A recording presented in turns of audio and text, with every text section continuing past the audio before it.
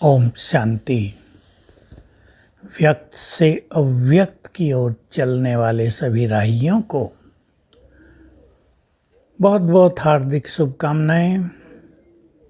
हम सभी अव्यक्त स्थिति को प्राप्त करने वाले हैं, करने की दृढ़ इच्छा हमारे मन में हो।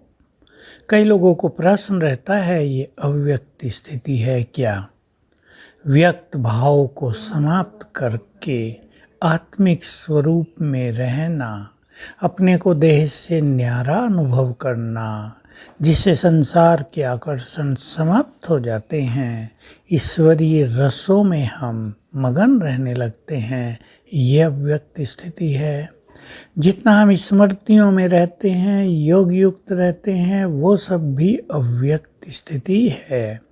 जितना हम स्वमान में रहते हैं, 5 स्वरूपों का अभ्यास करते हैं, फरिश्ते स्वरूप में रहते हैं, ये सब हमें अव्यक्त बनाने वाली चीज़ें ही तो हैं। हम कोई भी अभ्यास करें, हम अव्यक्त की ओर चलते ही रहेंगे।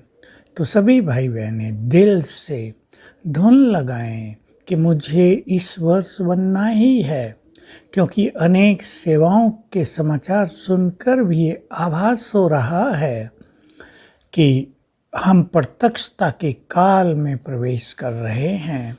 बाबा की महान आत्माओं की प्रत्यक्षता होगी तो उसके सत्य ज्ञान की भी प्रत्यक्षता होगी। अभी अभी एक बड़े अच्छे विद्वान और सन्यासी ने बोल ही दिया, भगवान नाम रूप से न्यारा नहीं है और वो सर्वव्यापी भी नहीं है। वो बहुत अच्छे विद्वान हैं। ORC में जो प्रोग्राम हुआ अभी गीता सम्मेलन का, उसमें वो बोल रहे थे। श्रीनगर उत्तराखंड में सन्यासियों ने बहुत अच्छा बोला। लोग समीप आ रहे हैं, अब ज्ञान को समझ रहे हैं। भगवान को जानने से पहले वो ज्ञान को जानेंगे। लोग शिव बाबा शब्द यूज करने लगे हैं, ये बोलने लगे हैं शिव बाबा ज्ञान दे रहे हैं। तो हम समय को समीप लाने वाले हैं और प्रत्यक्षता के समीप भी जा रहे हैं।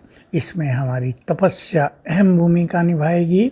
जितने हम अव्यक्त बनेंगे, तपस्वी बनेंगे, इन सभी आत्माओं को बाबा के ज्ञान की प्रेरणा आती रहेगी, सत्य को स्वीकार करते रहेंगे और साक्षात्कार का पाठ भी प्रारंभ हो जाएगा। तो हम सब इसके निमित्त बने। मान लो आपसे भाषण करना नहीं भी आता, कोई बात नहीं। आपका संबंध बड़े बड़े लोगों से है नहीं, कोई बात नहीं। लेकिन आपकी योग तपस्या के सुंदर वाइब्रेशंस दूसरों में जागृति लाएंगे। जो देवकुल की आत्माएं हैं, जो कल पहले बाबा से जुड़े थे, चाहे वो महात्मा हों, संत हों, महामंडलेश्वर हों, विद्वतगण हों और धर्मों के लीडर्स हों, कल पहले अनेक आत्माएं बाबा से जुड़ी हैं। सब धर्म पिताएं भी यहीं से ज्ञान लेकर गए थे। भगवान से ही तो सबने ज्ञान की अंजलि ली थी।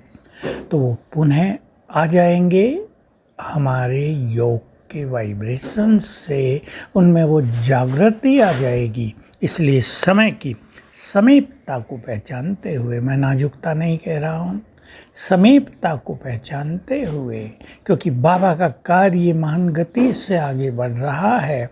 और ये तो देखो प्रभु प्लानिंग है, नीचे वालों को उसकी प्लानिंग कम समझ में आती है। जो बहुत योग युक्त हैं, जो अपने श्रेष्ठ दिव्य स्वरूप में स्थित रहते हैं, जिनकी बुद्धि दिव्य हो गई है, वो उसके कार्य प्रणाली को समझते हैं कि भगवान स्वयं इस धरा को स्वर्ग बनाने में क्या क्या विधि अपनाते हैं, क्या क्या विधि अपना रहे हैं, वो किन किन को निमित्त बनाएगा हमें पता भी नहीं चलेगा। कोई साधारण आत्मा जो योगी है, कोई बहुत पवित्र आत्मा जो बहुत भोली है, गरीब है, उसके द्वारा बाबा महान कार्य कराएंगे। इसलिए हम समय को पहचानते हुए अपनी स्थिति को महान बनाएं। समय तेजी से समीप आ रहा है और हमारे महान कर्तव्य हमारा आह्वान कर रहे हैं, हमारा इंतजार कर रहे हैं।